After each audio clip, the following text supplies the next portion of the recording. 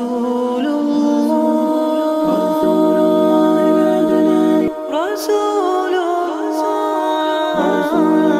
الله أسألك يا ربي لقيا أسألك يا ربي لقيا عند الحوض يلاقينا ومع الصحب يروينا وللجنات أمانينا لا تخذلنا يا رب وللجنات أمانينا لا تخذلنا يا رب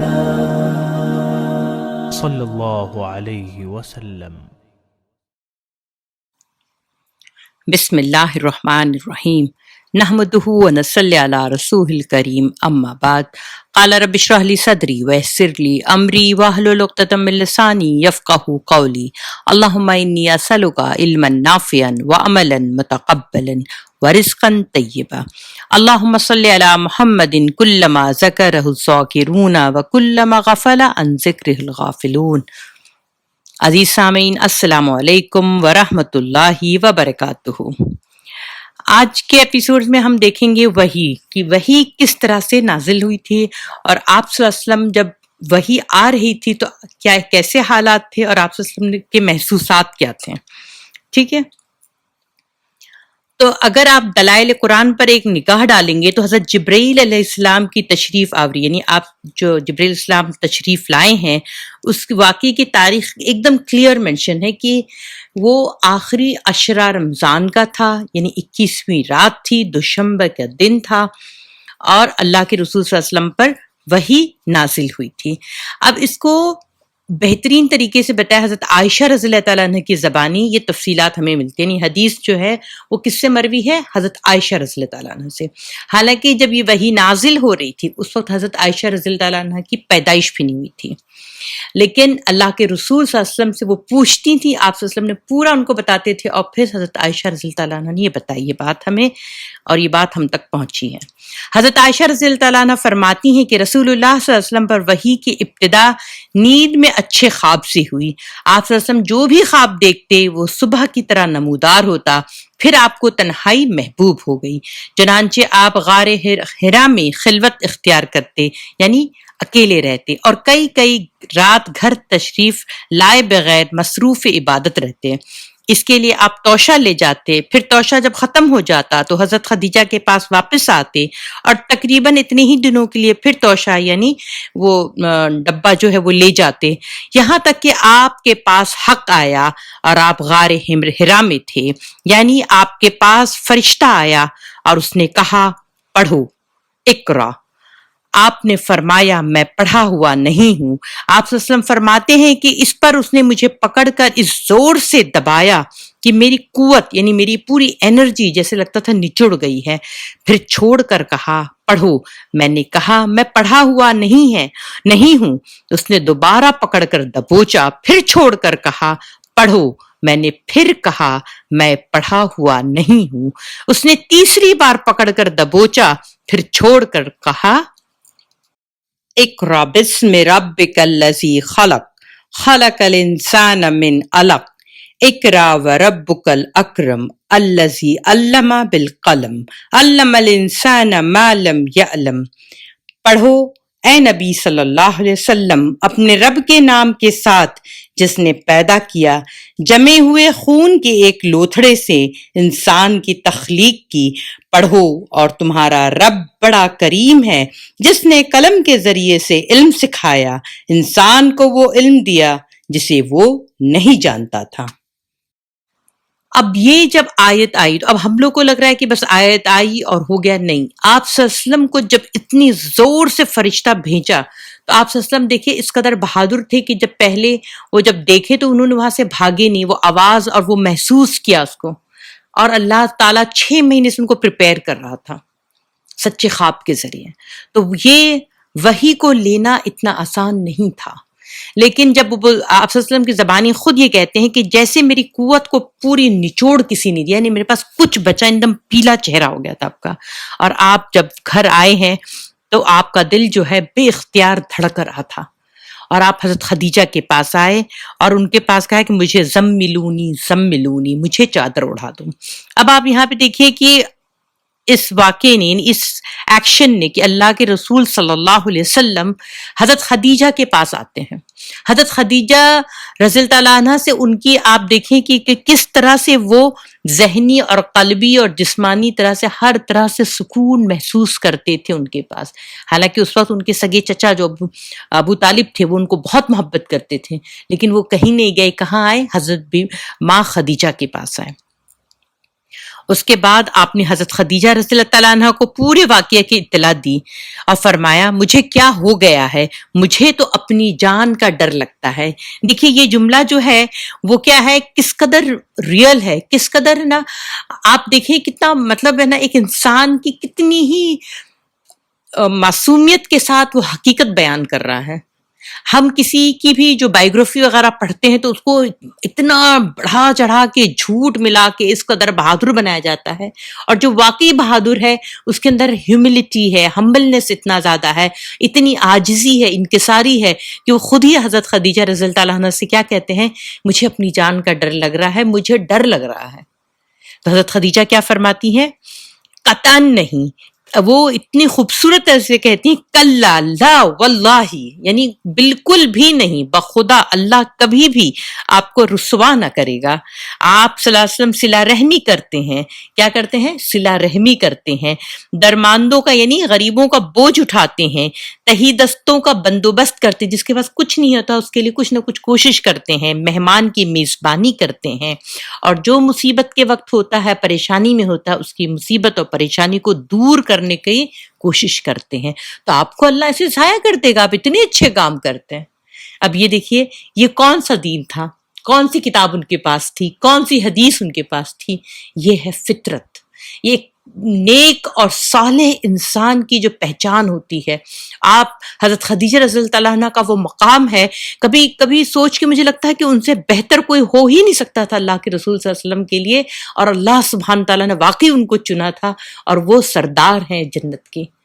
حضرت خدیجہ رضی اللہ تعالیٰ عنہ کو کتنا یقین تھا اپنے رب پہ کہ کیسے اللہ آپ کو ضائع کر دے گا، اتنے اچھے اخلاق کے، اور ایک دم سمرائز کر کے دے دی 5 جملوں میں پوری شخصیت اللہ کے رسول صلی اللہ علیہ وسلم کی، فوراً انہوں نے اپنے زبان پہ لیا۔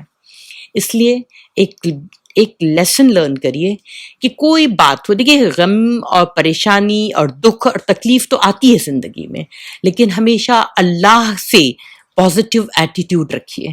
آپ جیسے حسن ظن رکھتے ہیں نا، جیسے ہی اللہ سے جیسا قسم کا آپ کا بولتے ہیں نا آپ کا ظن رہے گا، یعنی آپ کی سوچ رہے گی، آپ نے جیسے اللہ کو پایا اللہ کو آپ ویسے ہی پائیں گے۔ اگر کسی کو یہ لگے گا مطلب شکوہ شکایت میں ہی رہے گا تو اللہ نہیں دے گا پھر، لیکن جس کو یہ یقین اللہ مجھے کبھی چھوڑا ہی نہیں، اللہ ہمیشہ دیتا ہے، مجھ سے تو توقع سے زیادہ دیتا ہے، تو واقعی اللہ توقع سے زیادہ دیتا ہے۔ یہ آپ ہے نا ایک ماسٹر کی اس کو پکڑ لیں، ٹھیک ہے۔ اب میں آپ کو بتانا چاہ رہی ہوں کہ یہ واقعہ جب ہوتا ہے اقرا بسم، اب تھوڑا سا ہم اقرا پر دھیان توجہ کریں گے۔ اللہ سبحانہ تعالیٰ فرما رہا ہے کہ اقرا بسم ربک، تو یہ کیا ہے اقرا؟ اس میں 2 بار اقرا آیا ہے۔ اب آپ دیکھیں تھوڑا سا دیکھیں، اقرا بسم یعنی اللہ کے نام پر پڑھو، اللہ کے نام سے پڑھیں۔ آپ صلی اللہ علیہ وسلم کو یہ حکم دیا گیا کہ آپ جو پڑھیں گے وہ کس کے نام سے کریں گے؟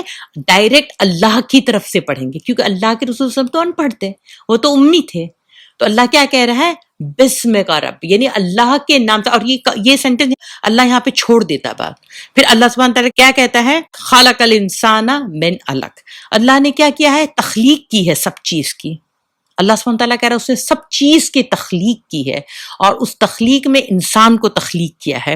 وہی اللہ ہے جس نے سب کی تخلیق کی ہے، اور وہی کلام کرتا ہے انسان کے ساتھ۔ دیکھیے اب اللہ سبحانہ تعالیٰ یہاں پہ ایک بہت امپورٹنٹ بات بتا رہا ہے کہ اللہ سبحانہ تعالیٰ جو ہے آپ کے ساتھ کیا کر رہے گا کہ ڈائریکٹ کلام کر رہا ہے، اور آپ کے تھرو وہ انسانوں سے کرتا۔ ہم جب کلام پڑھتے ہیں تو اس کلام کو کلام اللہ کہتے ہیں کہ نہیں؟ تو جب ہم پڑھ رہے ہوتے ہیں تو ہم کس سے کلام کر رہے ہیں؟ جب ہم نماز میں پڑھتے ہیں تو کون بات کر رہا ہے ہم سے؟ یہ مقام اللہ کے رسول صلی اللہ علیہ وسلم کی وجہ سے ہمیں بھی ملا ہوا ہے۔ سبحان اللہ، یہ کلام بہت ہیوی ہے، اس کو بہت ہی بولتے نا، اس کا ایک سرا آپ کے ہاتھ میں ہوتا ہے، دوسرا اللہ کے ہاتھ میں ہے۔ اور وہ رب نے اللہ کے رسول صلی اللہ علیہ وسلم کے دل پہ یہ نازل کیا. سوچیے پہلی جب آیت نازل تو اللہ کے رسول صلی اللہ علیہ وسلم کا دل کس قدر دھک دھک کر رہا ہوگا، بے اختیار ہوا ہوگا. پھر آگے اللہ کہہ رہا ہے کہ یہ اللہ رب العالمین کہتا ہے علم کے بارے میں، اس قدر علم کی بات. اب آپ دیکھیے اللہ رب العالمین کہہ رہے ہیں خلق الانسان من علق اقرا وربک الاکرم علم الانسان ما لم یعلم، ہے نا. اور اس نے انسان کو کیا وہ علم سکھایا جو وہ نہیں جانتا تھا.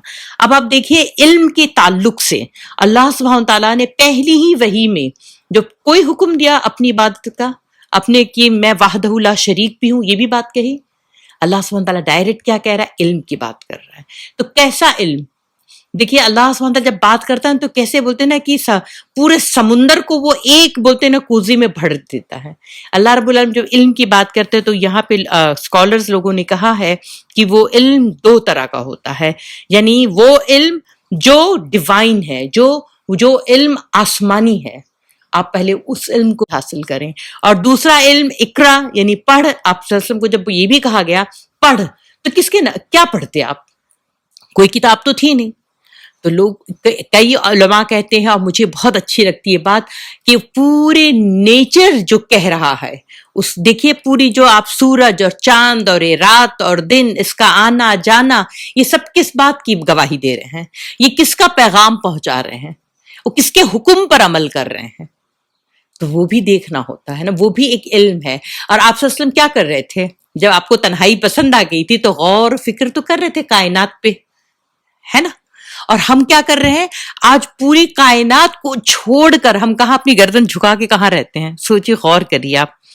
تو اللہ رب العالمین کہہ رہا ہے کہ یہ دو علم ہے، اور یہ دو علم جو ہے یہ دو نور بھی کہہ سکتے ہیں اور دو آنکھ بھی کہہ سکتے ہیں آپ. کہ ایک جو ہے وہ دین کا علم جو نورانی ہے، ربانی ہے، وہ علم حاصل کریں، اور دوسرا دنیا کا علم. لیکن آج ہم کیا کر رہے ہیں کہ ایک ہی علم سیکھ رہے ہیں، یا ایک ہی آنکھ سے پڑھ رہے ہیں، ایک ہی آنکھ سے دیکھ رہے ہیں. اور آپ کو پتہ ہے دجال جو ایک آنکھ سے دیکھتا ہے، وہ دجال کو کیوں کہا گیا کہ وہ ایک آنکھ سے دیکھتا ہے؟ کیونکہ دجال جو ہے وہ صرف دنیا کو جانے گا، صرف دنیا کی بات بتائے گا، صرف دنیا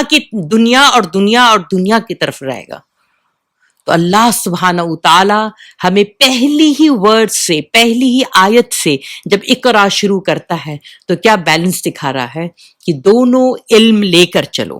اور پھر اللہ سبحانہ وتعالی جو اقرا کہتا ہے، اور اس میں اقرا 2 بار آیا ہے، تو اس کے بولتے ہیں کہ یہ اتنا شان سے اس کی عظمت ہے، اس کی اتنی بڑی شان ہے کہ قرآن واحد اقرا، اور قرآن اقرا کی ہی روٹ ورڈ میں سے آتا ہے قرآن. قرآن کا مطلب کیا ہوتا ہے؟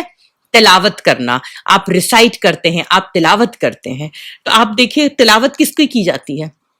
جو کہ آپ کو یاد ہو. تو قرآن جتنا زیادہ حفظ میں ہے، دماغ میں ہے، آپ کی میموری میں ہے، اتنی کوئی کتاب ہے؟ تو انسان کیا کرتا ہے؟ قرآن کو اتنا ہی کیا کرتا ہے؟ آپ کو پڑھنا رہتا، زبانی آپ پڑھیے اور پھر اس کو آپ سنیے. کوئی پڑھ رہا ہے، کوئی سن رہا ہے. اس کے علاوہ اقرا یہ بھی ہے، اللہ سبحانہ تعالیٰ کہہ رہا ہے کہ آپ اپنے کام کو کرتے جائیں. آپ ہے نا ایک آیت بھی آپ کو ملی ہو، آپ صلی اللہ علیہ وسلم کے لیے تو خیر پورا دین تھا، لیکن ہماری اور آپ کے لیے کیا ہے کہ ہم کو ایک بات بھی معلوم پڑے تو ہمیں دین کی بات دوسروں تک پہنچائیں. اور اللہ کے رسول صلی اللہ علیہ وسلم کو یہ بات بتائی جا رہی ہے کہ آپ اپنا جاب کریں، آپ اپنا کام کریں اور لوگوں کو ڈرائیں. تو کس سے ڈرائیں؟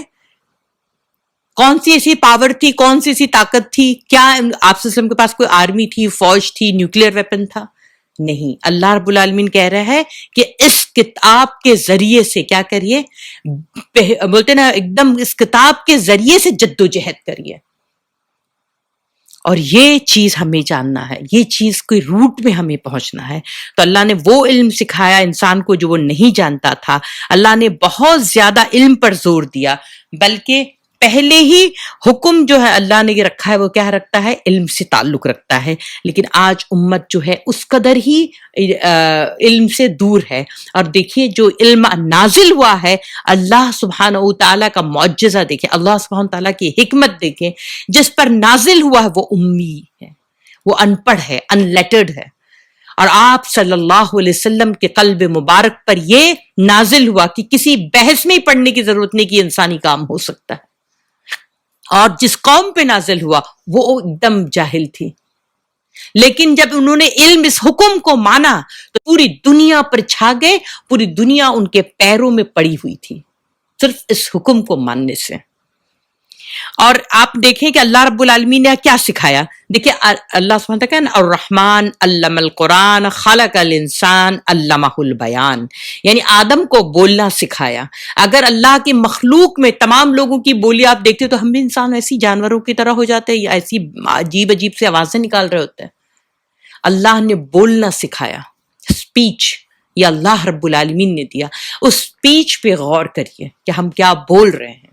اور پھر ادریس علیہ السلام پہلے انسان تھے جو قلم کا استعمال کیا، نوح علیہ السلام کو کشتی بنانے کا ہنر اور فن دیا، داؤد علیہ السلام کو لوہے سے کیا بنانا بتایا، لوہا ان کے ہاتھ میں لوہا پگھل جاتا تھا اور وہ جو چاہے جیسے چاہے اس کا استعمال کرتے تھے آرمر کے لیے، اسلحے کے لیے۔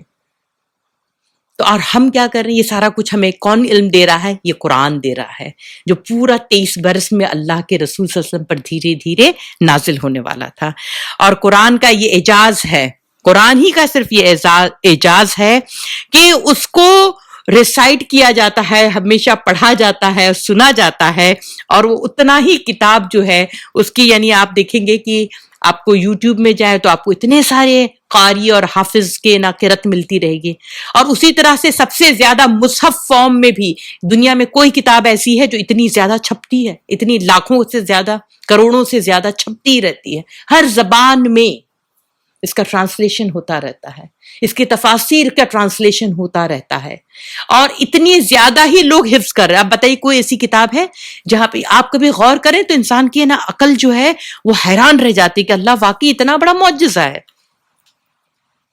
اور اس طرح سے حضرت خدیجہ رضی اللہ تعالیٰ، اب ہم آتے ہیں حضرت خدیجہ کے پاس، پھر سے ہم لوٹتے ہیں حضرت خدیجہ رضی اللہ تعالیٰ عنہ کے پاس، کہ جب وہ یہ بات کہتی ہیں آپ صلی اللہ علیہ وسلم کے دل کو تھوڑا سکون ملتا ہے تو وہ کیا کرتی ہیں؟ اپنے چچیرے بھائی ورقہ بن نوفل کے پاس جاتی ہیں اور ورقہ بن نوفل سے کہتی ہیں کہ دیکھیے میں نے آپ کو پہلے بھی بتایا تھا، ہم والے ایپیسوڈ میں دیکھ لیے تھے کہ وہ حنیف تھے اور انہوں نے ہیبرو سیکھی تھی اور انہیں بہت زیادہ کتابوں کا اور فرشتوں کے بارے میں معلومات تھی، اور وہ فوراً سے پہچان جاتے ہیں، کہتے ہیں کہ بتاؤ مجھے تم نے کیا دیکھا۔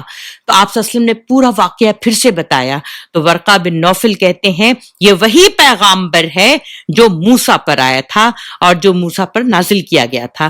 میں اس وقت اگر توانا، یعنی میں اس وقت اگر میں زندہ رہا اور میں توانا کا مطلب ہے جوان رہا یا طاقت رہی، تو میں اس وقت آپ کو ساتھ دوں گا جب آپ کی قوم آپ کو نکال دے گی۔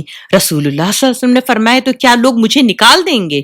ورقہ نے کہا ہاں، جب بھی کوئی آدمی اس طرح کا پیغام لایا ہے جیسا کہ تم لائے ہو تو اسے ضرور دشمنی کی گئی، اس سے ضرور دشمنی کی گئی، اور اگر میں نے تمہارا زمانہ پا لیا تو میں تمہاری زبردست مدد کروں گا۔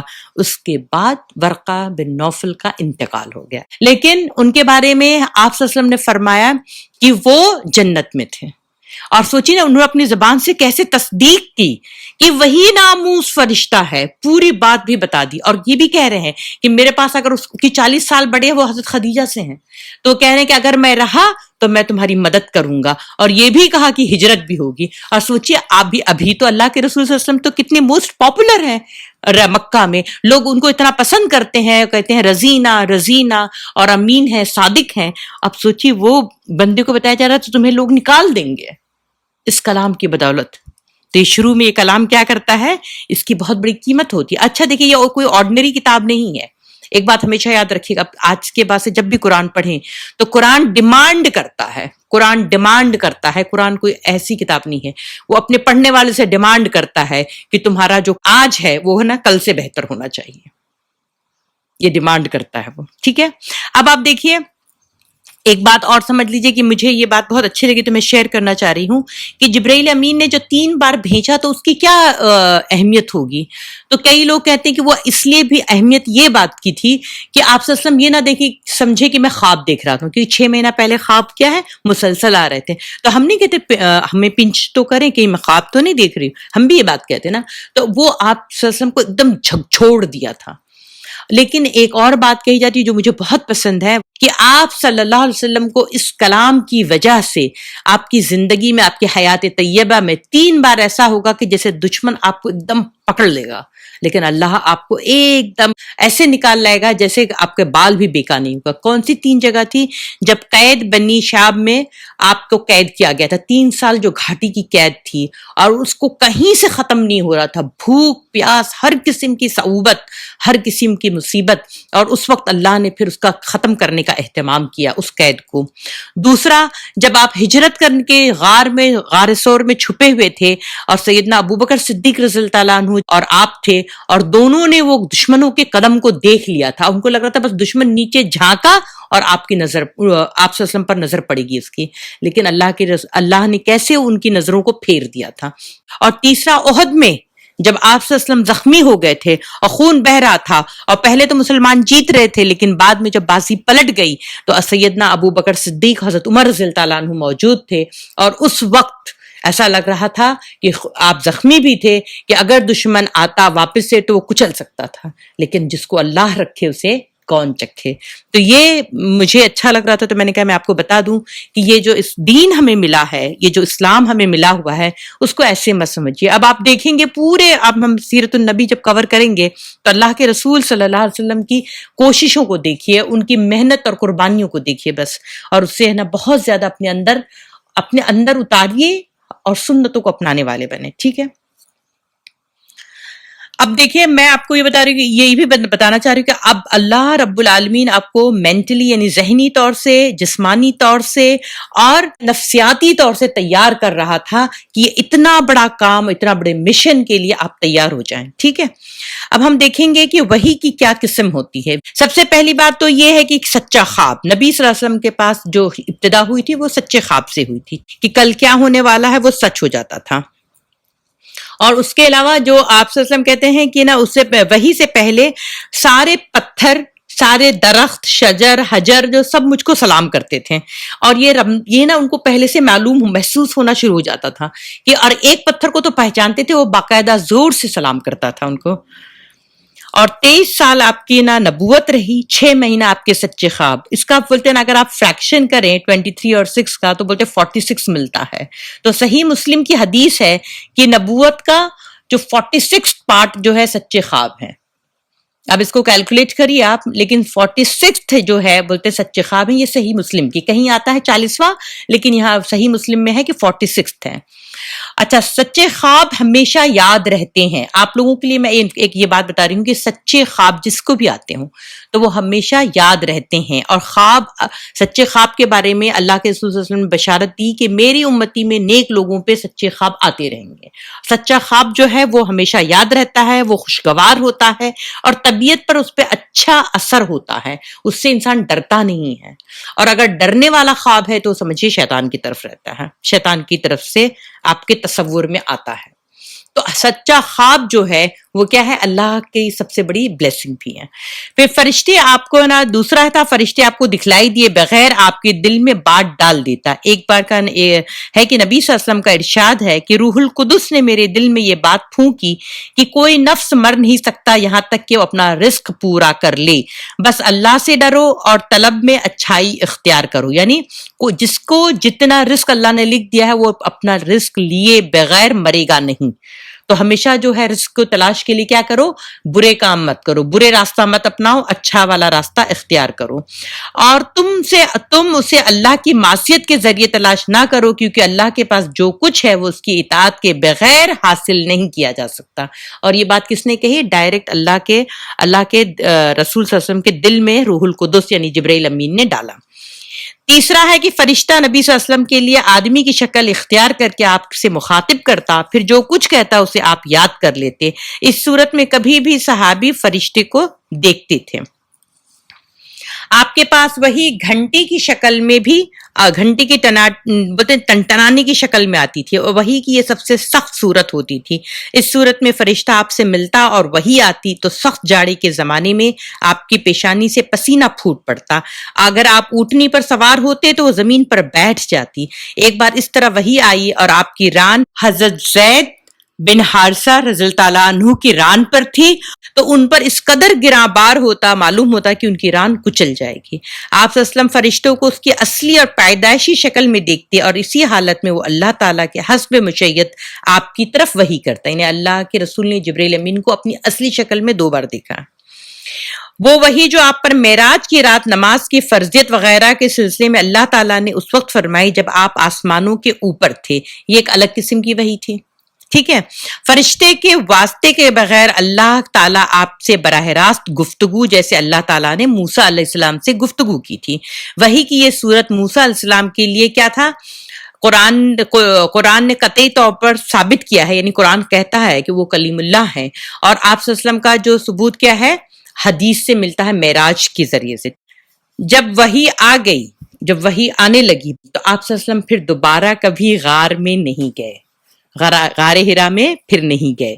تو اس سے کیا پتہ چلتا ہے کہ آپ یہ نہیں کہہ سکتے ہیں کہ اسلام کے لیے، یعنی اسلام کے لیے جو ہے میں تنہائی پسند ہو گیا ہوں، کیونکہ کرنے کا کام کیا ہے؟ دیکھیں اقرا میں بھی کیا آیا ہے کہ آپ کو 2 نالج حاصل کرنا ہے، 2 علم حاصل کرنا ہے، کون سا؟ دین کا اور اس دنیا کا علم۔ تو اس دنیا یہ اللہ کی زمین ہے، یہ کس کی زمین ہے؟ یہ اللہ کی زمین ہے۔ اپنے مالک کی زمین کی جو بھی خرابی ہے اس کو دور کرنے کا کس کا کام ہے؟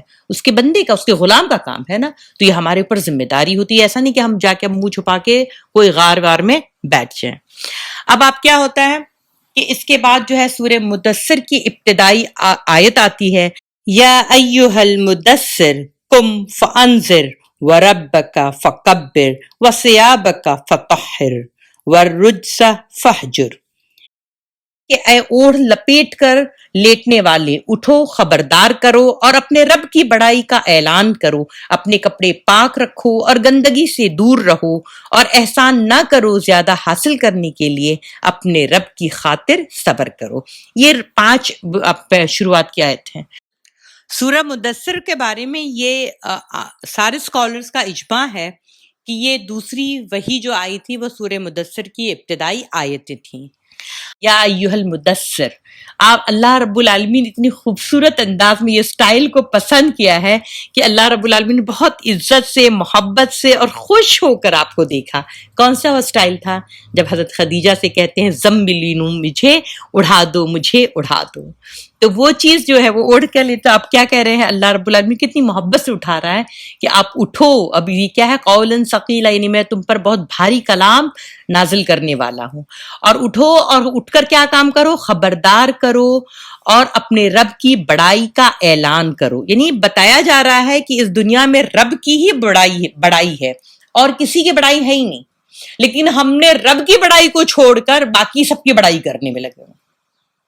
یہ دیکھیں، یہ آج کل آئرنی ہو گئی ہے مسلم امہ کے میں کہ رب کی بڑائی چھوڑ کر ساری بڑائی ہو رہی ہے۔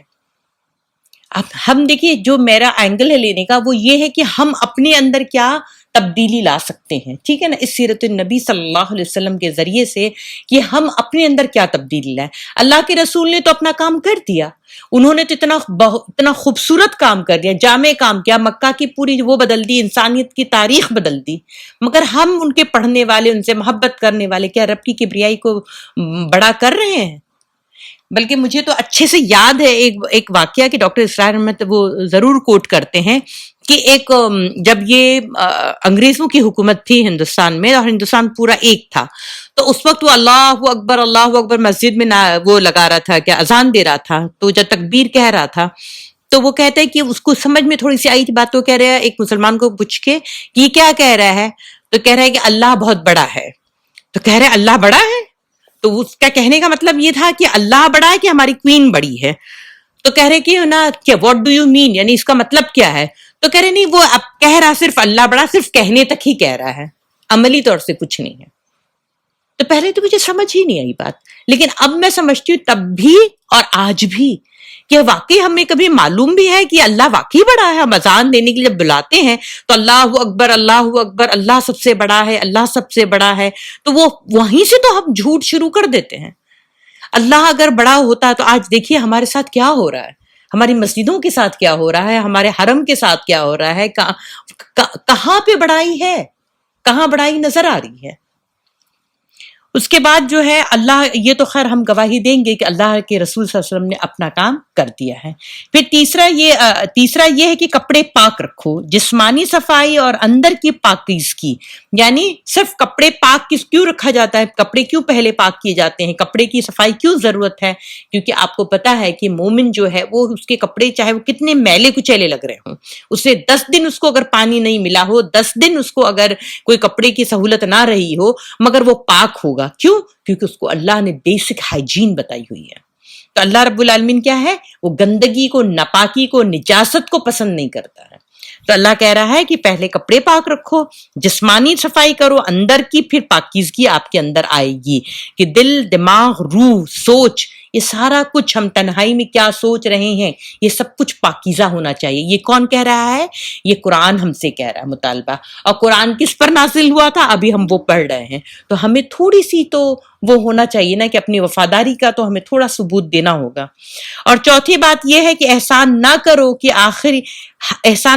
آخری حد یہ ہے کہ اپنے یہ سارے کام جب کرو گے تم، تو جد و جہد، کارناموں کو اور نا جو بھی کام آپ دے رہے ہیں تو اس کو بڑائی یا اہمیت نہ دیں، بلکہ ایک کام کرنے کے بعد، ایک امپورٹنٹ آپ نے اسائنمنٹ کر لیا ہو تو اس کے بعد دوسرا کام کرنے کی تیاری، یعنی نیک عمل کرتے رہیں۔ یہ اسلام ہم سے چاہتا ہے، یہ قرآن ہم سے چاہتا ہے۔ ہم یہ نہ ہو کہ آج تو میں نے بڑی اچھی تہجد و فجر پڑھ لی، پھر باقی پورا دن جو ہے وہ کہیں اور جا رہا ہے، یا ہم نے کوئی ایک کام اچھا کر لیا نیکی کا، کسی کی مدد کر دی، تو باقی ساری چیز سے پانی پھیرا ہوا۔ نہیں، آپ کو ایک ہے نا پیکیج ہے یہ اسلام، اس کو پیکیج میں ہی لے کے چلنا ہے۔ اس کے بعد اللہ کہہ رہا ہے اپنے رب کی خاطر صبر کریے۔ آپ صلی اللہ علیہ وسلم کی زندگی کی جو واقعات جو آئیں گے ہم دیکھیں گے، تو کیا ہمارا صبر ویسا ہے؟ اللہ کے رسول صلی اللہ علیہ وسلم کی طبیعت صبر، ابھی اس کے تبلیغ جو بھی یہ ہو رہی ہے، تو ابھی ہم دیکھیں گے کہ اس کا کیا کیا ہو رہا ہے، وہ کس طرح سے صبر کر رہے ہیں۔ لیکن آپ سوچئے کہ جب ہم پڑھتے ہیں تو ہمارے پاس کوئی صبر نام کی چیز ہے کہ ہم چھوٹے چھوٹے سے نا سٹیپس لیں، چھوٹے چھوٹے سے قدم اٹھائیں کہ 24 گھنٹے میں کتنا وقت ہم اللہ اور رسول، اس کے دین کے لیے ہم دیتے ہیں۔ وہ آرٹ آف لونگ کو یاد کریں۔ دیکھیے بار بار میں آپ کو کیوں یاد دلا رہی ہوں کہ کوئی اور نہیں یاد دلائے گا، کہیں اور سے آپ کو نہیں ملے گا۔ پتہ ہے نا تقویٰ کیا ہے؟ اللہ کی محبت اور اس کے خوف۔ یہ کسی شاپنگ سینٹر، مال اور کوئی ہے نا اس میں آن لائن شاپنگ میں نہیں ملتا ہے، یہ آپ کو یہی اسی کتابوں میں ملے گا، اس قرآن کے صفحوں میں ملے گا، سیرت النبی صلی اللہ علیہ وسلم میں پتہ چلے گا۔ تو آپ اس کے بارے میں ذرا غور کریے گا، ٹھیک ہے؟ اللہ تعالیٰ جو ہے یہ جو بتا رہا ہے کہ توحید، یوم آخرت اور اس یوم آخرت اور تزکیہ نفس کا اہتمام کرنا، یہ 3 کام ہمیں کرنا ہے۔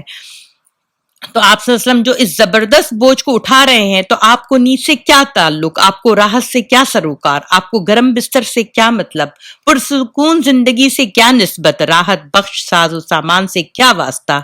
آپ اٹھ جائیے اس کار عظیم کے لیے جو آپ کا منتظر ہے۔ اس کے بعد آپ دیکھتے ہیں کہ اللہ کے رسول صلی اللہ علیہ وسلم نے ایسے اٹھے کہ وہ 23 سال تک اٹھے ہی رہے، اور راحت و سکون سب کچھ تج دیا زندگی کے لیے، زندگی اپنے لیے اور اپنے اہل و عیال کے لیے نہ رہی۔ آپ اٹھے تو اٹھے ہی رہے، کام اللہ کی طرف دعوت دینا تھا۔ آپ نے یہ کمر توڑ، یہ جو بوجھ تھا اپنے شانے پر کسی دباؤ کے بغیر اٹھا لیا۔ یہ بوجھ تھا اس روئے زمین پر امانت کبریٰ کا بوجھ، ساری انسانیت کا بوجھ، ساری عقیدے کا بوجھ، اور مختلف میدانوں میں جہاد و دفاع کا بوجھ۔ آپ نے 20 سے زیادہ عرصے تک اس کام میں لگے رہے، اور زندگی ایسی بسر کی کہ اس پورے عرصے میں، یعنی آپ صلی اللہ علیہ وسلم نے وہ آسمانی جو آواز آئی تھی، تو اس کے بعد پھر آپ کو کوئی دوسری بات کا کچھ مطلب ہی، دوسری دنیا کی کوئی کام سے کوئی مطلب ہی نہیں تھا، اور اس عظیم ذمہ داری کو آپ نے بہت ہی خوبی سے نبھایا ہے۔ اللہ آپ کو ہماری طرف سے اور انسانیت کی طرف سے بہترین جزا دے، آمین یا رب العالمین۔ اب ہم کل دیکھیں گے کہ تبلیغ کے کیسے آپ سب نے کوشش کی۔ جزاک اللہ خیر، شکریہ۔